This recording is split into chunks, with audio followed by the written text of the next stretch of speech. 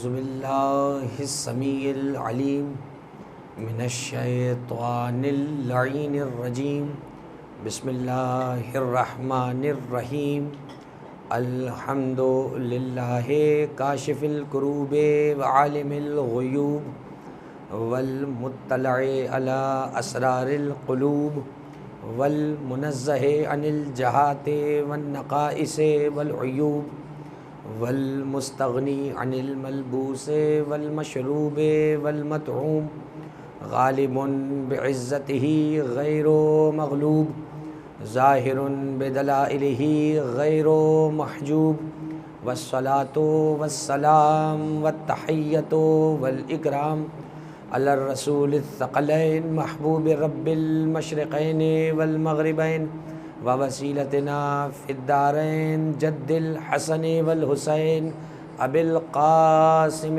محمد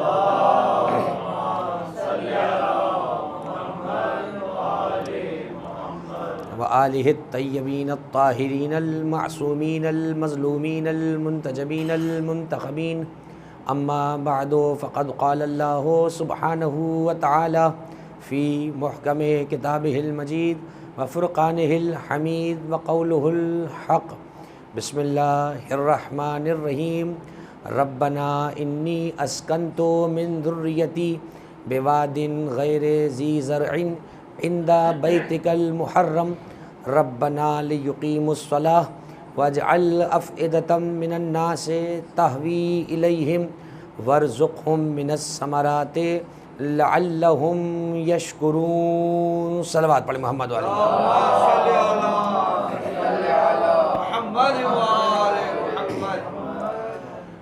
عزیزان گرامی، پروردگار عالم نے اس کائنات میں جو نظام ہدایت قائم فرمایا ہے، اس نظام ہدایت کا طریقہ کار کچھ اس طرح سے ہے کہ پروردگار نے اپنی مخلوق میں کچھ نفوس قدسیہ کو بطور نبی چنا اور پھر ان نبیوں کی محنت کو باقی رکھنے کے لیے اور ان انبیاء کے پیغام کو قیامت تک متصل کرنے کے لیے اس نے کچھ اماموں کو اور ہادیان برحق کو منتخب فرمایا۔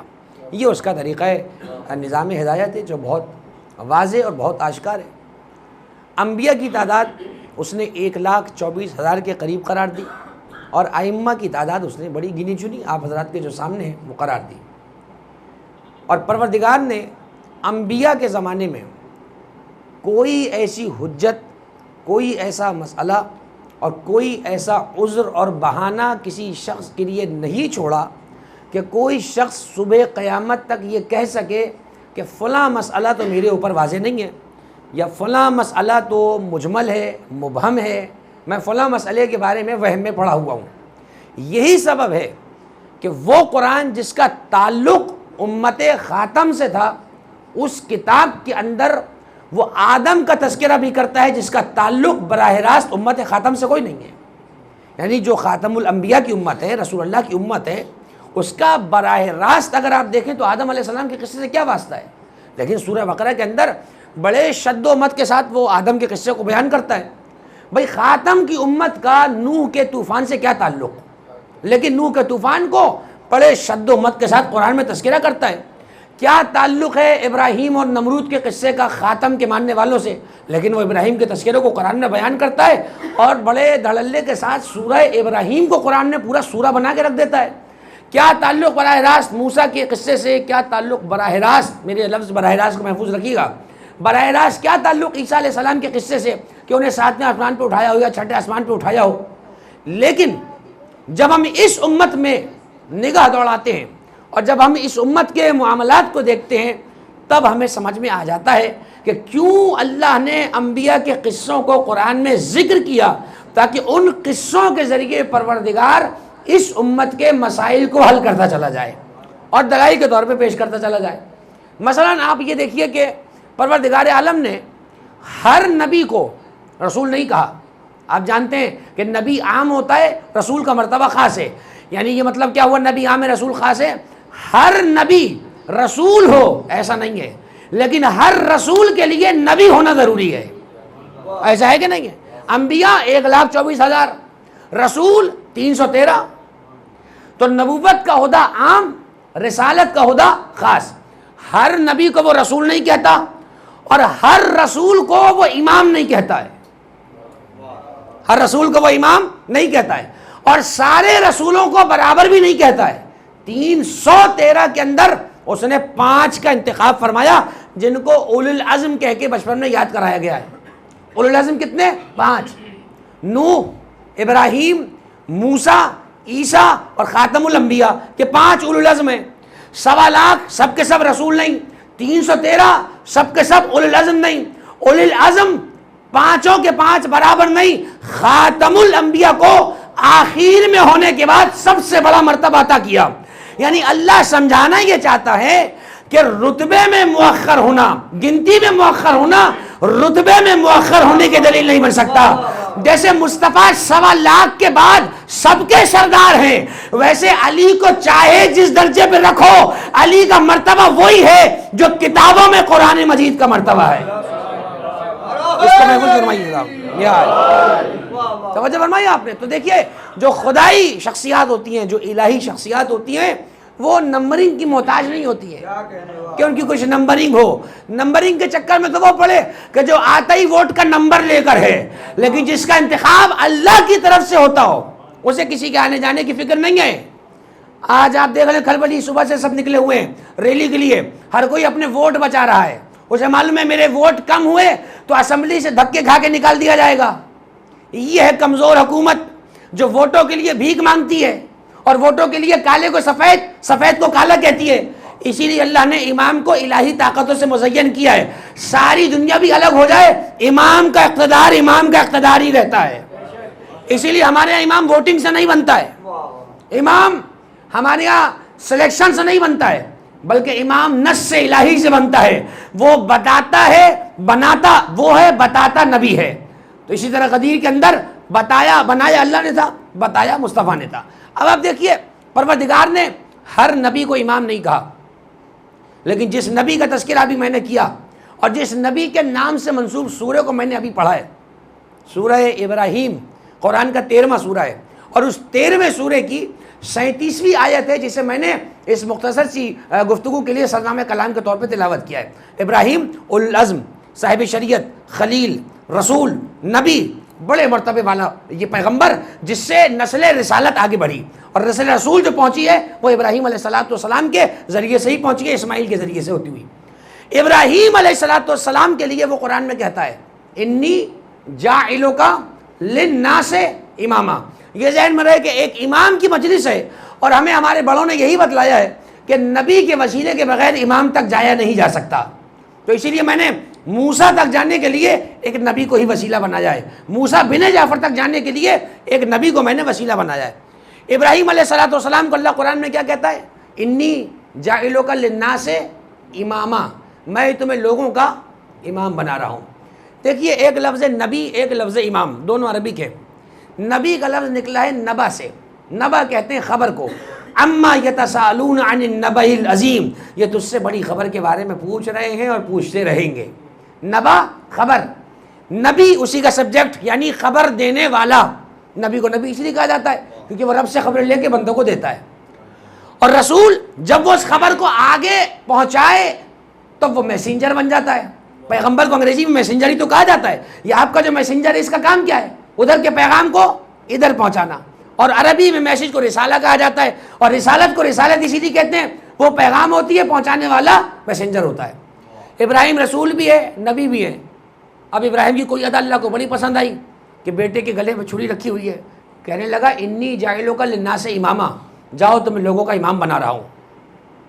ذرا جملے پہ توجہ رہے، جاؤ تمہیں لوگوں کا امام بنا رہا ہوں. اب ظاہر ہے کہ میں تو بڑے مانوس مجمع میں گفتگو کر رہا ہوں، دوسرے سطح کی گفتگو ہوتی تو میں وہ جملہ کہہ بھی دیتا. تو سب مانوس مجمع بیٹھا ہے، میں عذرائے تبرک ایک جملہ کہہ رہا ہوں. قرآن مجید میں کوئی ایک آیت ڈھونڈ کی ایسے لاگی بتائیں، ابھی بتائیں، بعد میں بتائیں، یا کل اگلے سال اسی گھر میں بتائیں، جب تک جی چاہے.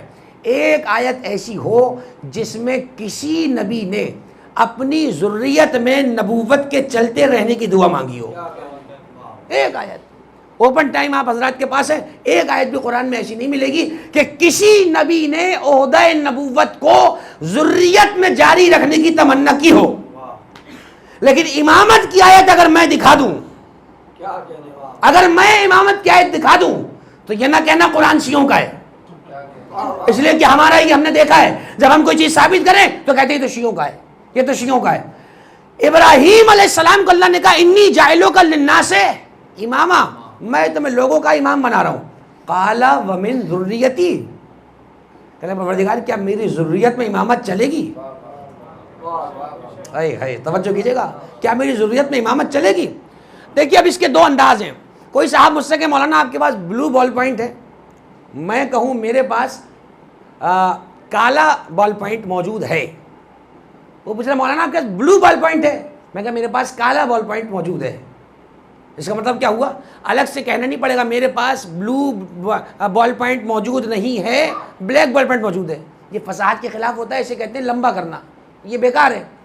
اس نے پوچھا آپ کے پاس یہ ہے، میں نے کہا نہیں میرے پاس یہ ہے. الگ سے نہیں کہنے کی ضرورت نہیں ہے. ابراہیم نے کہا کیا میری ضرورت میں امامت چلے گی؟ اللہ نے یہ نہیں کہا نہیں چلے گی. کہا لا ینال عہد الظالمین، ہمارا یہ عہد امامت ظالموں تک نہیں پہنچے گا. یعنی ابراہیم کو یہ بتا دیا کہ ظالم تک امامت کا عہدہ کبھی نہیں پہنچ سکتا. نبی کا معنی خبر دینے والا، امام کا معنی کیا ہے بھائی؟ امام کا ویسے تو معنی لیڈر، رہنما، قائد، مقدم جو آگے چلتا ہو. پیش نماز کو امام اسی لیے کہتے ہیں کہ وہ جماعت کی امامت آگے سے کراتا ہے، پیچھے سے نہیں کراتا ہے. یہ کبھی دیکھا کہ جماعت میں امام پیچھے کھڑا ہو، جماعت آگے کھڑی ہے؟ وہ نماز ہی نہیں ہوگی، مذاق ہو جائے گا. امام جماعت آگے کھڑا ہوتا ہے. امام کو امام کیوں کہتے ہیں؟ امام کا لفظ نکلا ہے امام سے، اور امام کہتے ہیں آگے کو، خلف کہتے ہیں پیچھے کو، یمین کہتے ہیں سیدھے کو، شمال کہتے ہیں الٹے کو، فوق کہتے ہیں اوپر کو، اور تحت کہتے ہیں نیچے کو. 6 ہی ہیں، 7ویں اور 8ویں نہیں ہیں. کتنی سمتیں ہیں؟ 6، جسے شش جہات کہتے ہیں، آگے پیچھے دائیں بائیں اوپر اور نیچے. امام کا معنی کیا ہے؟ آگے ہونے والا. امام جب ہوگا آگے ہوگا. ابراہیم علیہ السلام نے نبوت کے لیے نہیں کہا میری ضروریت میں چلے گی، کیونکہ ان کی نگاہ دیکھ رہی تھی نبوت تو ختم ہو جائے گی خاتم الانبیاء پر.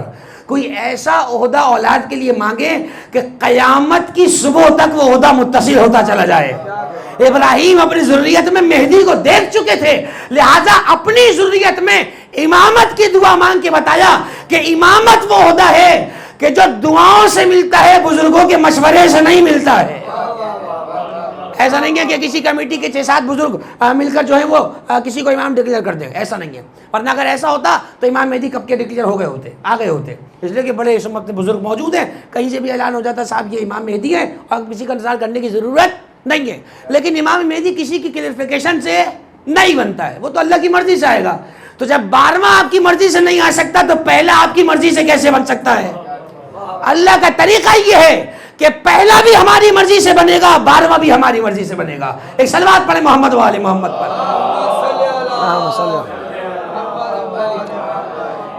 بہت زیادہ طویل زحمت نہیں ہے گفتگو کی، اس لیے کہ چند جملے فقط امام کے باب میں پڑھنے اور پھر مصائب کے چند جملے سنوائے کا بند متصل کریں گے ہمارے جناب مونس نظوی صاحب. اب اس کو محفوظ کریں. سورہ ابراہیم 13واں سورہ 37ویں آیت. اب میں آیت پڑھتا ہوں. ابراہیم علیہ السلام دعا کر رہے ہیں. آپ جانتے ہیں دعا کے 2 طریقے ہیں، یا تو آپ کہیں یا رب جیسے کہ دعائے کمیل میں، یا آپ کہیں ربنا، اور تیسرا طریقہ ہے اللہم. چوتھا طریقہ نہیں ہے. جب پکاریں گے تو پکارنے کا کوئی جملہ تو کہنا پڑے گا، ربنا ہمارے رب، یا رب میرے رب، اللہم اے اللہ. چوتھا طریقہ کوئی دعا کا نہیں ہے. ابراہیم نے دعا کی ربنا اے ہمارے پروردگار، انی میں اسکنتو چھوڑ رہا ہوں، من ذریتی اپنی اولاد کو، بے وادن غیر ذی زرع میں اپنی اولاد کو بے آب و گیا صحرا میں چھوڑ رہا ہوں، اندہ بیتک المحرم تیرے حرمت والے گھر کے پاس. اب ذہن میں سوال آ رہا ہوگا نا کہ جب آباد نہیں ہے تو کیوں چھوڑ رہے ہیں؟ خود ہی کہا ربنا لیقیموا الصلاۃ، اس لیے چھوڑ رہا ہوں تاکہ یہ تیری نماز کو قائم کریں. اپنی اولاد کو تیرے گھر کے پاس چھوڑ رہا ہوں، خانہ کعبہ کے پاس، تاکہ یہ نماز کو قائم کریں. وَاجْعَلْ أَفْئِدَةً مِّنَ النَّاسِ تَهْوِي إِلَيْهِمْ، تو پروردگار ایک کام کر، جتنے لوگ تیرے گھر کے پاس آئیں ان سب کے دلوں کو میری اولاد کی طرف جھکا دے. ان سب کے دلوں کو میری اولاد کی طرف جھکا، وارزقہم من الثمرات لعلہم یشکرون، اور ان لوگوں کو دنیا کے پھل عطا کر تاکہ تیری بارگاہ میں شکر کریں۔ اس میں فقط 2 جملوں پہ مجھے بات کرنی ہے۔ دیکھو اپنی اولاد کو چھوڑا خانہ کعبہ کے پاس، آج جو خانہ کعبہ اور مکہ مکرمہ تمہیں نظر آ رہا ہے کہ اس میں رونق ہے اور چمک دمک ہے، جس وقت ابراہیم اپنی اولاد کو وہاں چھوڑ رہے ہیں اس وقت کعبے کا یہ منظر نہیں ہے، اس وقت چٹیل میدان ہے، پانی تک نہیں ہے وہاں پر۔ مجھے بتائیں کوئی ذی شعور آدمی کسی ایسی جگہ کو رہنے کا انتخاب کرے گا کہ جہاں نہ پانی ہو نہ آبادی ہو؟ کوئی نہیں کرے گا۔ ابراہیم جیسا نبی اپنی اولاد کو خانہ کعبہ کے پاس بے آب ہو گیا صحرا میں چھوڑ رہا ہے، وجہ کیا بتائی؟ لِیُقِیمُوا الصَّلَاۃَ، تاکہ نماز کو قائم کریں۔ میں 25 رجب سے 28 رجب تک کا ایک جملے میں یہ سفر طے کرتا ہوں۔ دیکھو ابراہیم نے دعا مانگی کہ میں اپنی اولاد کو چھوڑ رہا ہوں تاکہ نماز کو قائم کریں، تو جب باپ قائم کرنے والا ہے تو بچانے والی اولاد ہی ہوگی، کوئی اور نماز کو بچانے والا نہیں ہوگا۔ جیسے باپ نے میدان میں اولاد کو چھوڑا تاکہ نماز کو قائم کیا جائے، ویسے ہی ابراہیم کی اولاد نے کربلا کے صحرا میں اولاد کو چھوڑا تاکہ نماز کو قیامت تک کے لیے بچا لیا جائے۔ ابراہیم نماز کو لانے والے ہیں اور آل ابراہیم نماز کو بچانے والے ہیں۔ 25 رجب سے 28 رجب تک ایک جملے کا سفر۔ ابراہیم علیہ السلام نے دعا کی کہ جو لوگ تیرے گھر کے پاس آئیں ان سب کے دل کو میری اولاد کی طرف جھکا دے۔ بھائی عجیب بات ہے کہ آئے ہیں اللہ کے گھر کے پاس تو دل کہاں جھکنا چاہیے؟ اللہ کی طرف، لیکن نہیں، ابراہیم علیہ السلام کہہ رہے ہیں حج ہوگا تیرے گھر کا مگر دل جھکے گا میری اولاد کی طرف۔ تو جنہیں غیر اللہ کی محبت سمجھ میں نہیں آتی ان کے لیے کہہ رہا ہوں، کبھی حج پر جائیں اور یہ والی آیت پڑھیں تو پھر اللہ سے پوچھ لینا کہ گھر تیرا ہے، اولاد ابراہیم سے محبت کیوں کریں؟ اس کا مطلب یہ ہوا ابراہیم علیہ السلام نے حج کی شرطوں میں سے ایک شرط یہ رکھی کہ جب تک میری اولاد کی طرف لوگوں کے دل نہ جھکیں ان کا حج قبول نہ ہو، کیونکہ حج کسی کو ریڈی میڈ نہیں ملا ہے، یہ ابراہیم کی محنتوں کا صلہ ہے جو زمانہ حج کر رہا ہے۔ تو ایک حج اس وقت تک قبول نہیں ہوتا جب تک ابراہیم کی اولاد کی محبت دل میں نہ ہو۔ اب ایک روایت پڑھ کے بات کو آگے بڑھاتا ہوں۔ وسائل الشیعہ میں روایت موجود ہے حج کے چیپٹر میں، کتاب الحج، معصوم فرماتے ہیں تمام الحج لقاء الامام، حج کمپلیٹ ہی اس وقت ہوتا ہے جب امام کی ملاقات کو جایا جائے۔ سارے علماء نے لکھا جو حج اور عمرہ کر کر آئے اگر مدینہ منورہ نہ جائے اس کا حج و عمرہ قبول نہیں ہے۔ ہم بھی دیکھیں گے کون سے دارالفتہ سے قبول کرواتا ہے، اس کا حج قبول ہی نہیں ہے۔ اس لیے کہ تمام الحج لقاء الامام، حج کمپلیٹ ہی جب ہوتا ہے جب امام کی زیارت ہو جائے۔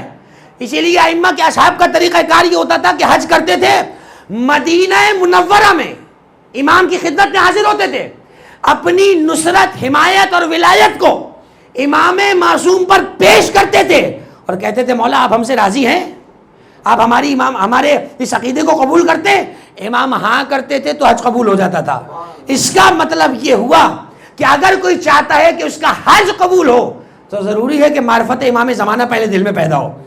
تو دیکھیں ابراہیم نے تو صرف یہ کہا تھا کہ لوگوں کے دل کو میری اولاد کی طرف موڑ دے، لیکن اللہ چونکہ کریم ہے اس نے کہا ابراہیم ایک حج کی کیا بات کرتے ہو، ہم تو سارے دین کی محبت تیری اولاد کی محبت کو بنائیں گے، سارے دین کی اجرت تیری اولاد کی محبت کو بنائیں گے۔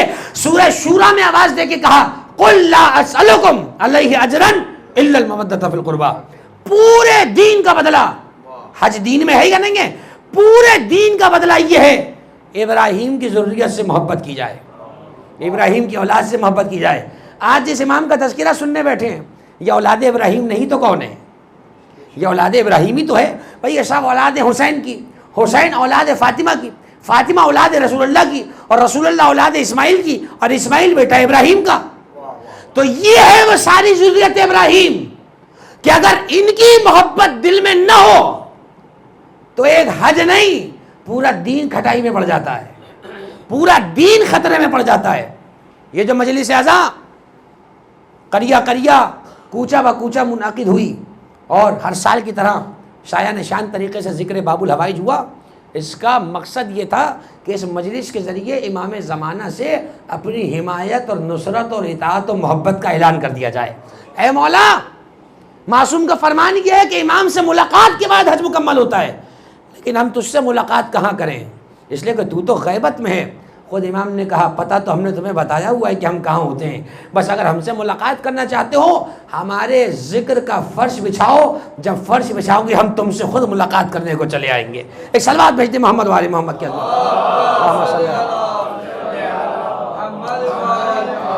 بس میں تمام آرائش کو سمیٹ دیا میں نے۔ ایک مقام پر ابراہیم علیہ السلام کی دعا مکمل ہوئی، اور حج آپ پورے حج پہ نگاہ دوڑائیں، صفا مروہ میں دوڑو تو حاجرہ کی یاد میں، مزدلفہ کے میدان میں رکو تو ابراہیم کی یاد میں، رمی جمرات کرو 3 دن الگ الگ ابراہیم کی یاد میں، حلق کرو ابراہیم کی یاد میں، دم کرو، دم بمانا پھونک والا دم نہیں، قربانی کرو ابراہیم کی یاد میں۔ یعنی پورے کا پورا حج، ذمہ داری سے کہہ رہا ہوں، نقل ہے ایک خاندان کی، پورے خاندان کی نقل کا نام حج ہے۔ اور سر پہ قرآن رکھ کے قسم کھا کے بتاؤ حج اللہ کے لیے کرتے ہو بندوں کے لیے کرتے ہو؟ حج اللہ کے لیے۔ کمال کی بات ہو گئی، حج ہو اللہ کے لیے رہے اور سارے کام وہ ہو رہے ہیں جو ابراہیم ہاجرہ اور اسماعیل نے کیے۔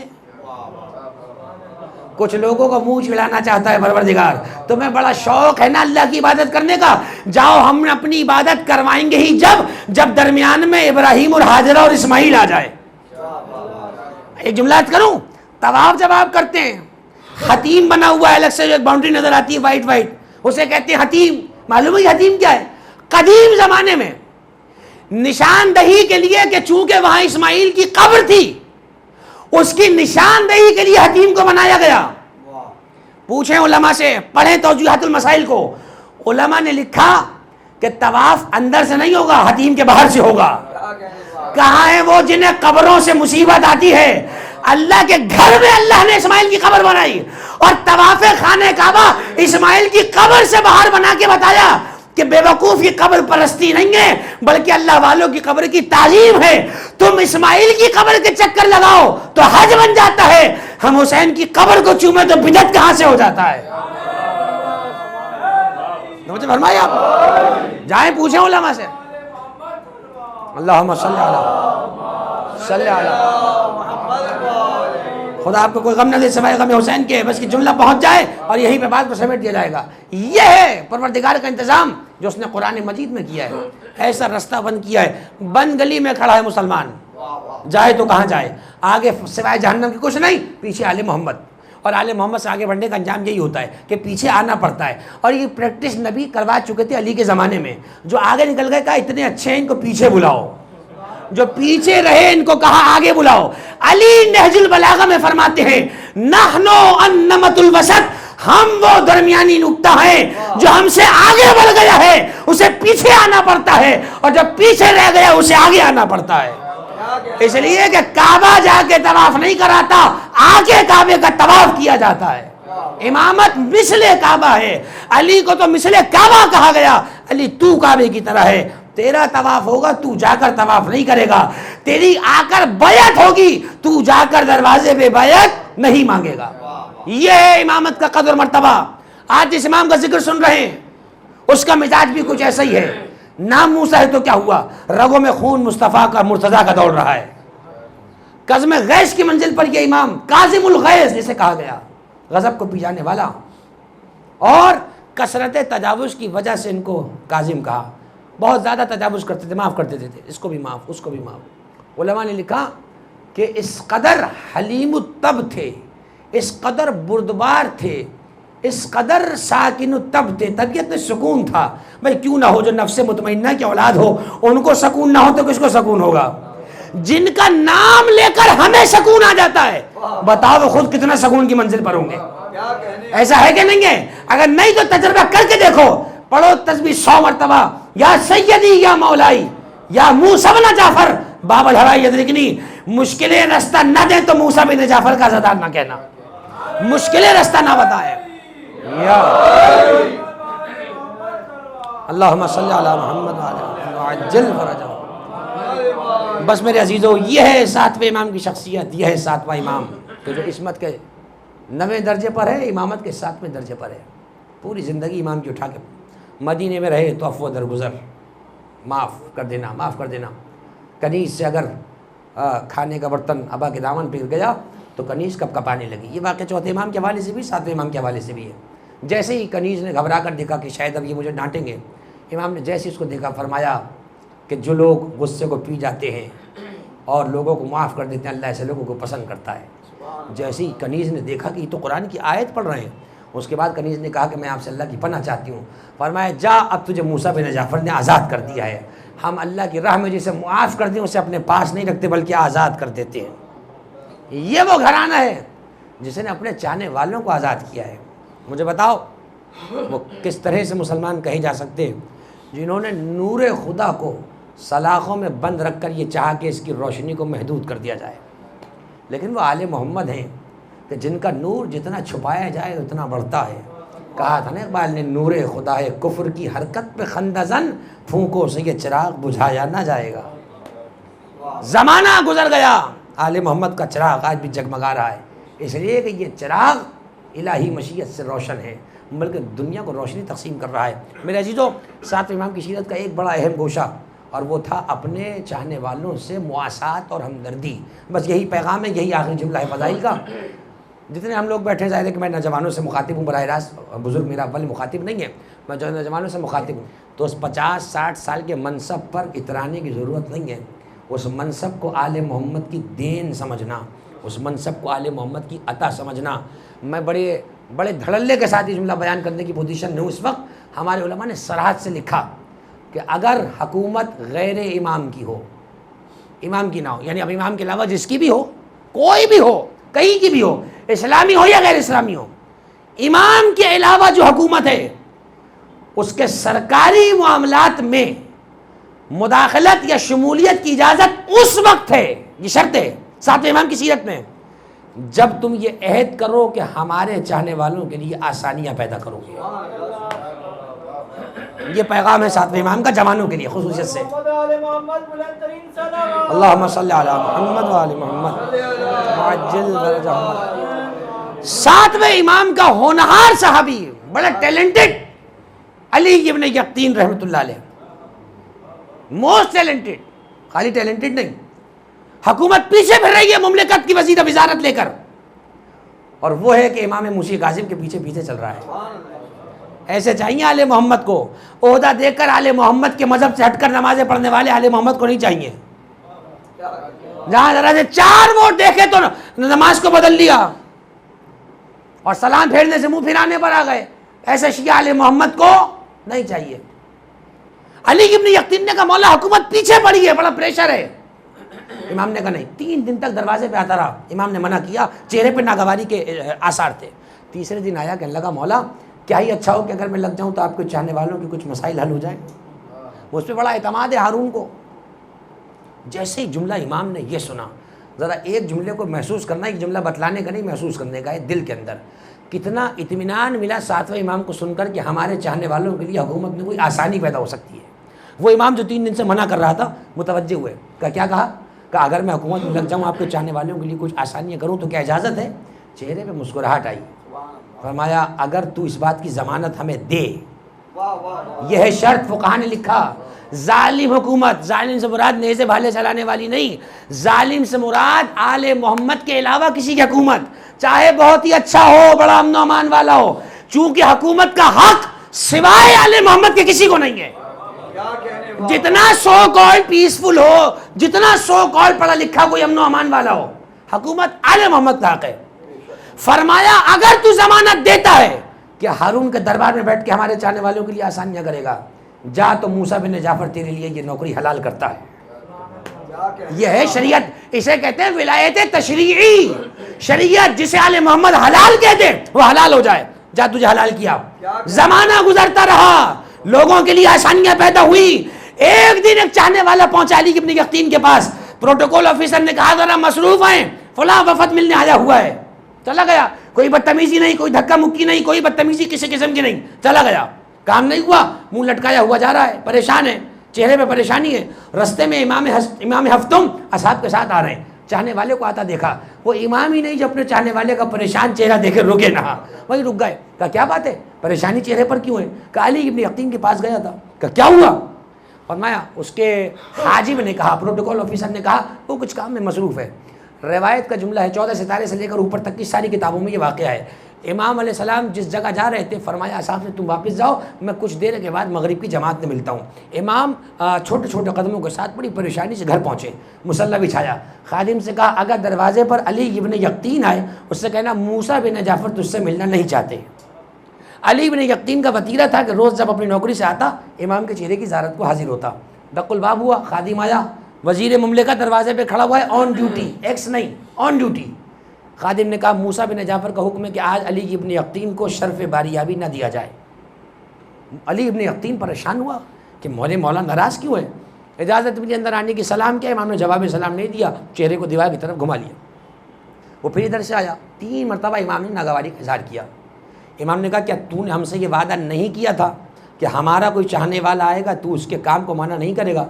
علی ابن یقطین کے بدن پہ کپ کپی تاری ہوئی، تھر تھرانے لگا، مولا میں نے کب آپ کے کسی چاہنے والے کے کام کو منع کیا؟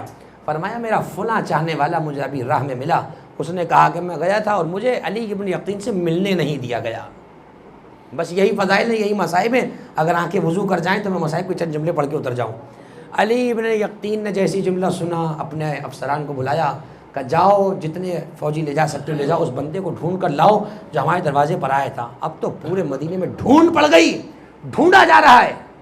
اتنے میں اس شخص کے دروازے پہ پہنچے، وزیر پہنچ گیا، دق الباب ہوا، اس نے جب پوری مشینری کو باہر کھڑے ہوئے دیکھا تو پریشان ہو گیا، نہ جانے میں نے کیا کر دیا ہے۔ علی ابن یقطین نے کہا کہ مجھے معاف کر دے، مجھے نہیں معلوم تھا تو دروازے پر آیا اور تو آل محمد کا چاہنے والا ہے۔ میرے مولا سخت ناگوار ہیں کیونکہ میں نے تیری خواہش کو اور تیری حاجت کو پورا نہیں کیا ہے، اگر ہو سکے تو مجھے معاف کر دے۔ اس نے کہا جاؤ بھائی، میں نے معاف کیا، میں تو کبھی تم سے ایسا کوئی ناراضگی کا معاملہ نہیں کر سکتا۔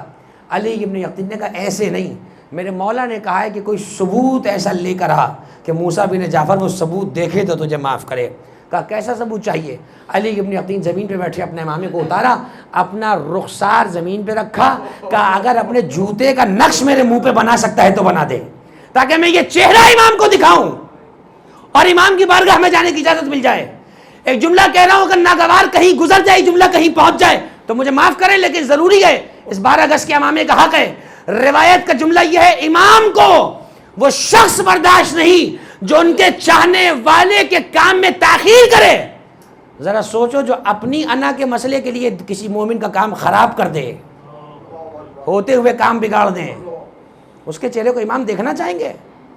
امام کاظم نے فرمایا جا علی ابن یقطین، جب تک اس کے جوتے کا نقش تیرے چہرے پہ نہ ہو موسیٰ بن جعفر تیرا چہرہ نہیں دیکھیں گے۔ دوڑتا ہوا آیا، داڑھی آنسوں سے بھیگ چکی ہے، دروازہ کھلا، اب موسیٰ بن جعفر نے بڑھ کے گلے لگایا، فرمایا اے علی ابن یقطین، تجھے نہیں معلوم ہمارے چاہنے والے کتنے عزیز ہیں، ہمارے جد حسین کے عزادار ہیں، خبردار، ان پر زمانے نے بڑی سختیاں کی ہیں، ان پہ قید و بند کی صعوبتیں ہیں، انہوں نے ہجرتیں کی ہیں، اپنے شہروں کو چھوڑا ہے، اپنی آل اولاد کو کٹوایا ہے، خبردار، جس کے دل میں ہماری دادی کی محبت ہو، ہمارے جد علی کی محبت ہو، اس کی مدد سے پیچھے نہ ہٹنا۔ عزیزو، اگر خدا نے کوئی منصب دنیا میں دیا ہے، خدا کی قسم زہرا کے چاہنے والوں کی ڈھونڈ ڈھونڈ کے مدد کرو، پوچھ پوچھ کے مدد کرو، تاکہ 14 برس کے قیدی امام کی دعائیں مل جائیں، کیونکہ سنا ہے کہ اللہ قیدی کی دعائیں جلدی قبول کرتا ہے، اور اگر قیدی آل محمد کا ہو تو وہ تو ویسے ہی مستجاب الدعوات ہوتا ہے۔ حکم ہے کہ کبھی قیدی نظر آ جائے اس سے دعا کرواؤ۔ آج جس امام کا تذکرہ سننے بیٹھے ہو، 1-2 سال کا نہیں، 14 سال کا قیدی امام ہے۔ روایت کہتی ہے کہ جب مدینے سے چلے ہیں تو بالوں میں سیاہی ہے، کمر سیدھی ہے، اور جب بغداد پہنچے ہیں ظلم دیکھا ہے، امام کے بالوں میں سفیدی ہے، امام کی کمر خمیدہ ہو چکی ہے۔ عزیزو، امام نے بڑی مشکلات اٹھائیں، مشکل جیلوں میں امام رہے۔ ہر جیل سے نکلنے کی وجہ یہ تھی کہ جس جیل میں جاتے تھے لوگوں کو اپنا گرویدہ بنا لیتے تھے۔ آخرکار طے پایا کوئی ایسی سخت جیل ہو، ایسا سخت قید خانہ ہو کہ جہاں موسیٰ بن جعفر اپنی موت آپ دنیا سے گزر جائیں۔ سندی بن شاہد کی قید کا انتخاب کیا گیا۔ یہ وہ ملعون ہے کہ جو قدم قدم پہ آل محمد کو ستاتا ہے۔ نہ جانے کتنی مرتبہ زہرا کو قبر میں تڑپایا ہے مسلمانوں نے۔ عزیزو، زہرا ایک مرتبہ نہیں کئی مرتبہ بقیہ میں قبر سے برآمد ہوئی ہیں۔ جب علی کے سر پہ ضرب لگی ہوئی، یقیناً زہرا کربلا سے اپنی قبر سے برآمد ہوئی ہوں گی۔ حسن مجتبیٰ کے جنازے پہ تیر چلے، یقیناً زہرا اپنی قبر سے برآمد ہوئی ہوں گی۔ مگر آج پل بغداد پر کوئی ضعیفہ بیوی ہے جو پہلو پہ ہاتھ رکھے ہوئے ایک قیدی کے جنازے پہ گریہ کر رہی ہے، وہ قیدی امام کہ جس کا جنازہ مزدوروں نے اٹھایا ہے۔ میں نے کل بھی ایک جملہ تکرار سے کہا، آج بھی کہہ رہا ہوں، جب بھی خدا تمہیں بغداد جانے کی توفیق دے اور کہیں پر کوئی مزدور نظر آ جائے، اس کے ہاتھوں کا بڑھ کے بوسہ لے لینا۔ فقط یہ سوچنا کہ یہ مزدور کتنے غیرت مند تھے کہ موسیٰ بن جعفر کا جنازہ اٹھا کر لے تو گئے، کاش کربلا میں بھی کوئی ایسا ہوتا جو حسین کا جنازہ اٹھا کے لے جاتا، حسین کا لاشا گھوڑے کی ٹاپوں سے پامال نہ ہوتا۔ عزیزو، روایت کا جملہ ہے، میرے امام اس قدر تکلیف کی کیفیت میں تھے کہ جب چہرے سے کپڑا ہٹایا گیا رخسار خشک ہے، ایسا لگ رہا ہے کہ کوئی فاقہ کش ہے جسے زہر سے مارا گیا ہے، ہونٹوں پر خشکی کے آثار نمایاں ہیں، ایسا لگ رہا ہے کہ جیسے کوئی تشنہ دہن قتل کیا گیا ہے، چہرہ زرد ہو چکا ہے، ہاتھ اور پیر زنجیروں سے بندھے ہیں۔ روایت کہتی ہے کہ ادھر ہاتھ اور پیر زنجیر سے بندھے ہیں، اب انتظار کیا جا رہا ہے کوئی حداد ہو جو آئے اور سچے آ کر امام کی لشکر کی، امام کی ہتھکڑیوں بیڑیوں کو کاٹا جائے۔ روایت کہتی ہے کہ ایک حداد کے خواب میں جناب سیدہ آتی ہیں، آواز دے کے کہتی ہے تو یہاں آرام سے بیٹھا ہے، وہاں میرے بیٹے کا لاشا زنجیروں میں جکڑا ہوا ہے۔ حداد چونک کے اٹھا، خبر لی کہ آج کس کا جنازہ پل بغداد پہ رکھا گیا ہے۔ کسی نے کہا موسیٰ بن جعفر کا جنازہ ہے۔ ارے زہرا سے برداشت نہ ہوا کہ موسیٰ بن جعفر کا جنازہ زنجیروں میں جکڑا ہو، لیکن اللہ جانے جب سید سجاد کربلا سے کوفہ اور کوفہ سے شام زنجیروں میں چلے تھے، نہ جانے کتنے مقام پر زہرا نے واسطہ دیا ہوگا۔ عزیزو، اسی لیے تو بیان کیا جاتا ہے، بڑی شان سے امام کا تابوت اٹھا، خدا اگلے برس کاظمین میں نصیب فرمائے اس امام کے جنازے کو کاندھا دینا۔ بس آخری جملہ پڑھ کے نوحے کے لیے اجازت دیتا ہوں۔ روایت کہتی ہے امام کا جنازہ جب پل بغداد پہ رکھا گیا، بڑی ذلت کے ساتھ جنازے کا اعلان ہوا، السلام علی الجنازۃ المنادى بها بذل الاستخفاف۔ زیارت کا جملہ ہے میرے عزیزو، سلام اس کے جنازے پر جس کا اعلان بڑی ذلت کے ساتھ کیا گیا۔ آواز دی ھذا امام الرافضہ، ارے یہ رافضیوں کے امام کا جنازہ ہے۔ عجب نہیں زہرا کی روح تڑپی ہو، اے بابا تیری امت نے خوب اجر رسالت ادا کیا، کبھی حسین کو باغی کہا، کبھی میرے بیٹے کو امام الرافضہ کہا۔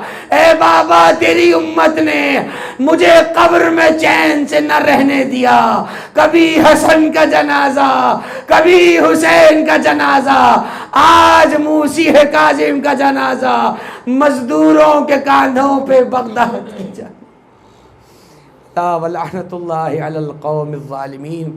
سيعلم الذين ظلموا على محمد أي منقلب ينقلبون۔ ماتم موسیٰ۔